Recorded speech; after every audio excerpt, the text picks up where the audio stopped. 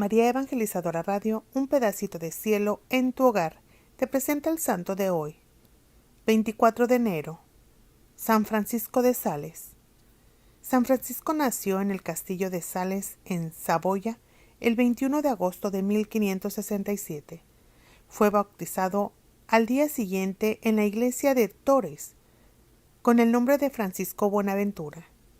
De niño Francisco fue muy delicado de salud, ya que nació prematuro, pero gracias al cuidado que recibía, se pudo recuperar y fortalecerse con los años.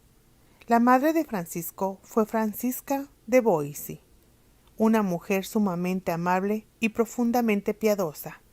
San Francisco fue beatificado por el Papa Alejandro VII en el año 1661, y el mismo Papa lo canonizó en el año 1665 a los 43 años de su muerte. En 1878, el Papa Pío IX, considerando que los 3 libros famosos del santo, las controversias contra los protestantes, la introducción a la vida devota y el tratado del amor de Dios, tanto como la colección de sus sermones, son verdaderos tesoros de sabiduría, declaró a San Francisco de Sales doctor de la Iglesia, siendo llamado doctor de la amabilidad. Francisco se divertía jugando en el castillo. Le gustaba ir al templo y rezar mirando hacia el altar, y también era muy dado a ayudar a los pobres. Sin duda, había recibido del Espíritu Santo el don de la magnificencia, que consiente en un gesto especial por dar y dar con gran generosidad.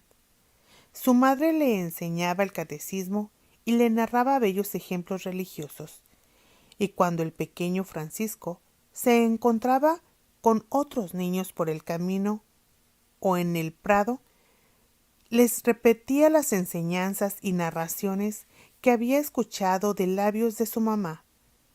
Se estaba entrenando para lo que sería su más preciado trabajo, enseñar catecismo. Su padre, don Francisco, tenía temor de que su hijo fuera a crecer flojo de voluntad, porque la mamá lo quería muchísimo y podía hacerlo crecer algo consentido y mimado. Entonces le consiguió de profesor a un sacerdote muy rígido y muy exigente, el padre de Hague. Este será su preceptor durante toda su vida de estudiante.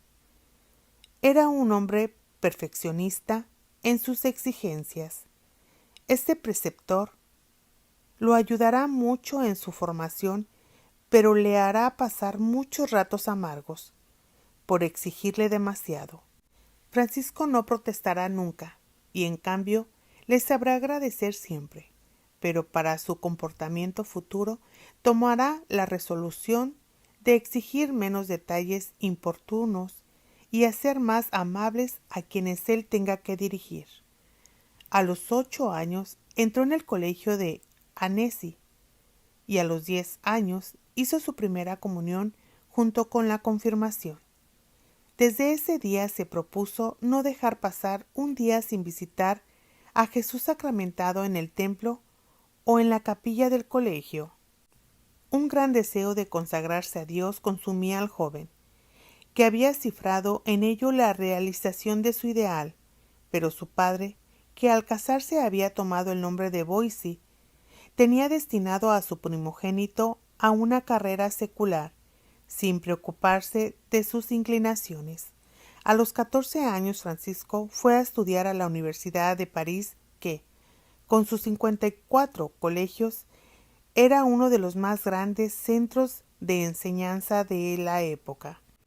Su padre le había enviado al colegio de Navarra, a donde iban los hijos de las familias de Saboya, pero Francisco, que temía por su vocación, consiguió que consintiera en dejarle ir al colegio de Clermont, dirigido por los jesuitas y conocido por la piedad y el amor a la ciencia que reinaban en él. Desde el principio, guiado por su director, el padre de Hague, Se trazó un programa de acción. Cada semana confesarse y comulgar. Cada día atender muy bien a las clases y preparar las tareas y lecciones para el día siguiente. 2 horas de ejercicios de equitación, de esgrima y de baile. Pronto se distinguió en retórica, en filosofía. Después se entregó apasionadamente al estudio de la teología. Cada día estaba más decidido a consagrarse a Dios y acabó por hacer voto de castidad perpetuo, poniéndose bajo la protección de la Santísima Virgen. Pero no por ello faltaron las pruebas. Vivir en gracia de Dios en aquellos ambientes no era nada fácil. Sin embargo, Francisco supo alejarse de toda ocasión peligrosa y de toda amistad que pudiera llevarle a ofender a Dios, y logró conservar así el alma incontaminada y admirablemente pura. Francisco tenía 18 años. Su carácter era muy inclinado a la ira, y muchas veces la sangre se le subía a la cara ante ciertas burlas y humillaciones, pero lograba contenerse de tal manera que muchos llegaban hasta imaginarse que a Francisco nunca le daba mal genio por nada. Pero entonces el enemigo del alma, al ver que con las pasiones más comunes no lograba derrotarlo, dispuso a atacarlo por un nuevo medio más peligroso y desconocido. Empezó a sentir en su cerebro el pensamiento constante y fastidioso de que se iba a condenar, que se tenía que ir al infierno para siempre. La herejía de la predestinación que predicaba Calvino y que él había leído se le clavaba cada vez más en su mente y no lograba apartarla de allí. Perdió el apetito y ya no dormía. Estaba tan impresionadamente flaco y temía hasta enloquecer. Lo que más le atemorizaba no eran los demás sufrimientos del infierno, sino que allá no podría amar a Dios. Pero el remedio definitivo que le consiguió que esta tentación jamás volviese a molestarle fue al entrar a la iglesia de San Esteban en París y arrodillarse ante una imagen de la Santísima Virgen y rezarle la famosa oración de San Bernardo. Acuérdate, oh piadosísima Virgen María, que jamás oyó decir que hayas abandonado a ninguno de cuantos han acudido a tu amparo, implorando tu protección y reclamando tu auxilio. Animado con esta confianza, también yo acudo a ti, Virgen de las Vírgenes, y gimiendo bajo el peso de mis pecados, me atrevo a compadecer ante tu soberana presencia. No desprecies mis súplicas, Madre del Verbo Divino, antes bien, óyelas y acógelas benignamente. Amén. En 1588 partió para la ciudad italiana de Padua. Su padre le había dado la orden de estudiar abogacía, doctorarse en Derecho. Estudiaba Derecho durante 4 horas diarias para poder llegar a ser abogado. Otras 4 horas estudiaba teología, la ciencia de Dios, porque tenía un gran deseo de llegar a ser sacerdote. Durante su estadia en Padua, dice el mismo Francisco, que lo que más le ayudó fue la amistad y dirección espiritual de ciertos sacerdotes jesuitas muy sabios y muy santos. A los 24 años obtuvo el doctorado en leyes y fue a reunirse con su familia en el castillo de Tuille, a orillas del lago de Annecy. Ahí llevó durante 18 meses, por lo menos en apariencia, la vida ordinaria de un joven de la nobleza. El padre de Francisco tenía gran deseo de que su hijo se casara cuanto antes y había escogido para él a una encantadora muchacha, heredera de una de las familias del lugar. Sin embargo, el trato cortés, pero distante, de Francisco hicieron pronto comprender a la joven que éste no estaba dispuesto a secundar los deseos de su padre. El santo declinó, por la misma razón, la dignidad de miembro del Senado que le había sido propuesta a pesar de su juventud. Hasta entonces Francisco solo había confiado a su madre y a su primo Luis de Sales, y algunos amigos íntimos su deseo de consagrarse al servicio de Dios, pero había llegado el momento de hablar de ello con su padre. Su padre lamentaba que su hijo se negara a aceptar el puesto en el Senado y que no hubiese querido casarse, pero ello no le había hecho sospechar ni por un momento que Francisco pensara en hacerse sacerdote. Después de mucha lucha, pero con el consentimiento de su padre, Francisco se ordenó sacerdote el 18 de diciembre de 1593. A partir de ese momento, se entregó al cumplimiento de sus nuevos deberes con el celo que nunca decayó. Ejercitaba los ministerios sacerdotales entre los pobres con especial cariño. Sus penitentes predilectos eran los de cuna humilde.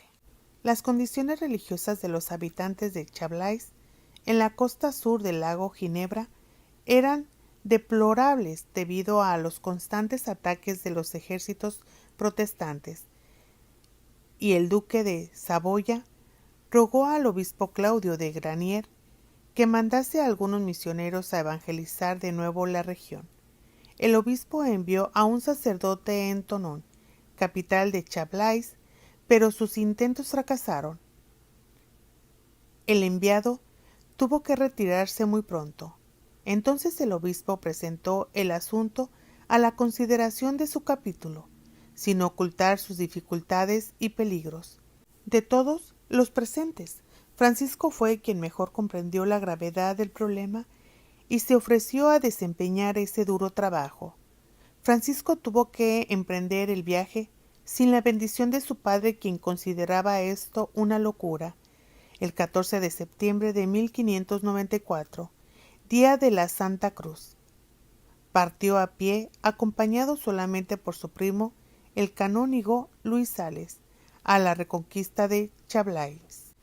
El gobernador de la provincia se había hecho fuerte con un piquete de soldados en el castillo de Añinges, donde los dos misioneros se las ingeniaron para pasar las noches, a fin de evitar sorpresas desagradables.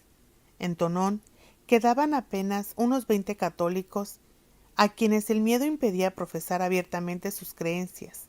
Francisco entró en contacto con ellos y los exhortó a perseverar valientemente. Los misioneros predicaban todos los días en Thonon y poco a poco fueron extendiendo sus fuerzas a las regiones circundantes. El camino al castillo de Añinges, que estaban obligados a recorrer, ofrecía muchas dificultades y, particularmente en invierno, resultaba peligroso. Una noche Francisco fue atacado por los lobos y tuvo que trepar a un árbol y permanecer ahí en vela para escapar con vida. A la mañana siguiente, unos campesinos le encontraron en tan lastimoso estado que, de no haberle transportado a su casa para darle de comer y hacerle entrar en calor, el santo habría muerto seguramente. Los buenos campesinos eran calvinistas. Francisco les dio las gracias en términos tan llenos de caridad que se hizo amigo de ellos y muy pronto los convirtió al catolicismo. San Francisco hacía todos los intentos para tocar los corazones y las mentes del pueblo. Con este objeto empezó a escribir una serie de panfletos en los que exponía la doctrina de la Iglesia y refutaba la de los calvinistas. Aquellos escritos redactados en plena batalla que el santo hacía copiar a mano por los fieles para distribuirlos formarían más tarde el volumen de las controversias. Los originales se conservaban todavía en el convento de la Visitación de Annecy. Aquí empezó la carrera de escritor de San Francisco de Sales, que a este trabajo añadía el cuidado espiritual de los soldados de la guarnición del castillo de Añinges, que eran católicos de nombre y formaban una tropa ignorante y disoluta. Poco a poco el auditorio de sus sermones en Thonon fue más numeroso, al tiempo que los panfletos hacían efecto en el pueblo. Por otra parte, aquellas gentes sencillas admiraban la paciencia del santo en las dificultades y persecuciones, y le otorgaban sus simpatías. El número de conversiones empezó a aumentar y llegó a formarse una corriente continua de apóstatas que volvían a reconciliarse con la Iglesia. Cuando el obispo Granier fue a visitar la misión 3 o 4 años más tarde, los frutos de la abnegación y celo de San Francisco de Sales eran visibles. Monseñor de Granier, quien siempre había visto en Francisco un posible coadjutor y sucesor, pensó que había llegado el momento de poner en obra sus proyectos. El santo se negó a aceptar al principio, pero finalmente se rindió a las súplicas de su obispo, sometiéndose a lo que consideraba como una manifestación de la voluntad de Dios. Al poco tiempo le atacó una grave enfermedad que lo puso entre la vida y la muerte. Al restablecerse, fue a Roma, donde el Papa Clemente VIII, que había oído muchas alabanzas sobre la virtud y las cualidades del joven sacerdote decano, pidió que se sometiese a un examen en su presencia. El día señalado se reunieron muchos teólogos y sabios. El mismo sumo pontífice, así como Baronio, Bernardino, el cardenal Federico Borromeo, primo del santo, y otros interrogaron al santo sobre 35 puntos difíciles de teología. San Francisco respondió con sencillez y modestia, pero sin ocultar su ciencia.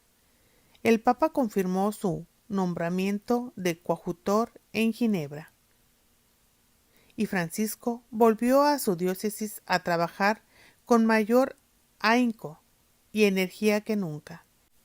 En 1602 fue a París, donde le invitaron a predicar en la Capilla Real, que pronto resultó pequeña para la tal multitud que acudían a oír la palabra del santo, tan sencilla, tan conmovedora y tan valiente.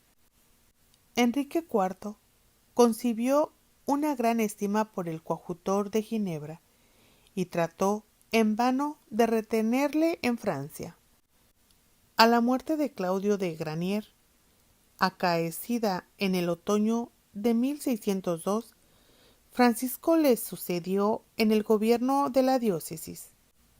Fijó su residencia en Annecy, donde organizó su casa con la más estricta economía, y se consagró a sus deberes pastorales con enorme generosidad y devoción.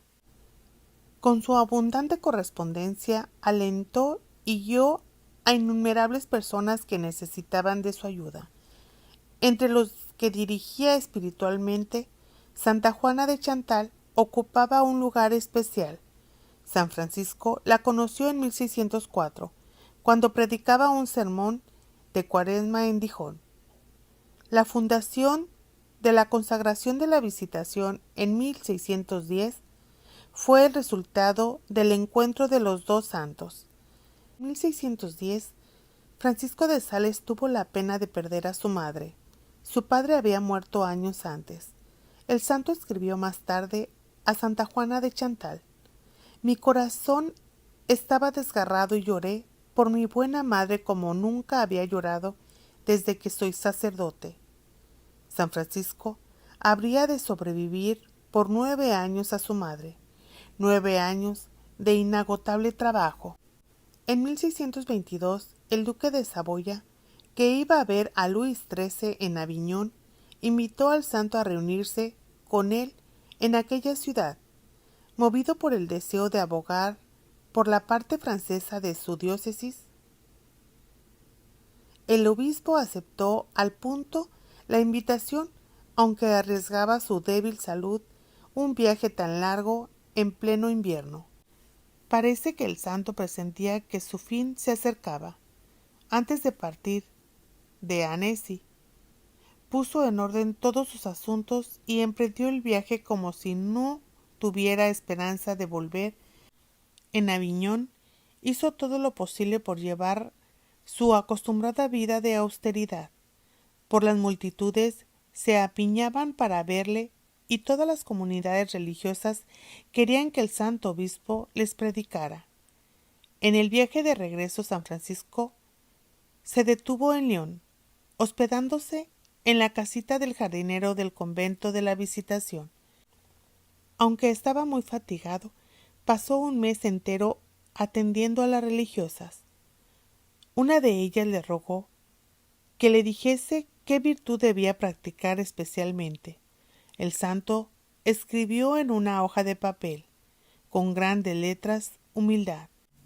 Durante el Adviento y la Navidad, bajo los rigores de un crudo invierno, prosiguió su viaje predicando y administrando los sacramentos a todo el que se lo pidiera. El día de San Juan le sobrevino una parálisis, pero recuperó la palabra y el pleno conocimiento. Con admirable paciencia soportó las penosas curaciones que se le administraron con la intención de prolongarle la vida, pero que no hicieron más que acortársela. En su lecho repetía: «Puse toda mi esperanza en el Señor, y me oyó y escuchó mis súplicas, y me sacó del foso de la miseria y del pantano de la iniquidad». En el último momento, apretando la mano de uno de los que le asistían solícitamente, murmuró: «Empieza a anochecer y el día se va alejando». Su última palabra fue el nombre de Jesús, y mientras los circundantes recitaban de rodillas las letanías de los agonizantes, San Francisco de Sales expiró dulcemente, a los 56 años de edad, el 28 de diciembre de 1622, fiesta de los santos inocentes. Había sido obispo por 21 años. El 29 de diciembre, la ciudad entera de León fue desfilando por la humilde casita donde había muerto el querido santo, y era tanto el deseo de la gente de besarle las manos y los pies, que los médicos no lograban llevarse el cadáver para hacerle la autopsia. San Francisco fue beatificado por el Papa Alejandro VII en el año 1661, y el mismo Papa lo canonizó en el año 1665 a los 43 años de su muerte. En el año 1878, el Papa Pío IX consideró que los 3 libros famosos del santo, las controversias, la introducción de la vida devota y el tratado del amor de Dios, tanto como la colección de sus sermones, son verdaderos tesoros de sabiduría. Declaró a San Francisco de Sales doctor de la Iglesia, siendo llamado doctor de la amabilidad. Glorioso San Francisco de Sales, vuestro nombre forta la dulzura del corazón más afligido. Oración de San Francisco de Sales. Glorioso San Francisco de Sales, vuestro nombre porta la dulzura del corazón más afligido. Vuestras obras destilan la selecta miel de la piedad. Vuestra vida fue un continuo holocausto de amor perfecto, lleno de verdadero gusto por las cosas espirituales y del generoso abandono de la amorosa divina voluntad. Enséñame la humildad interior, la dulzura de nuestro interior y la imitación de todas las virtudes que has sabido copiar de los corazones de Jesús y de María. Amén.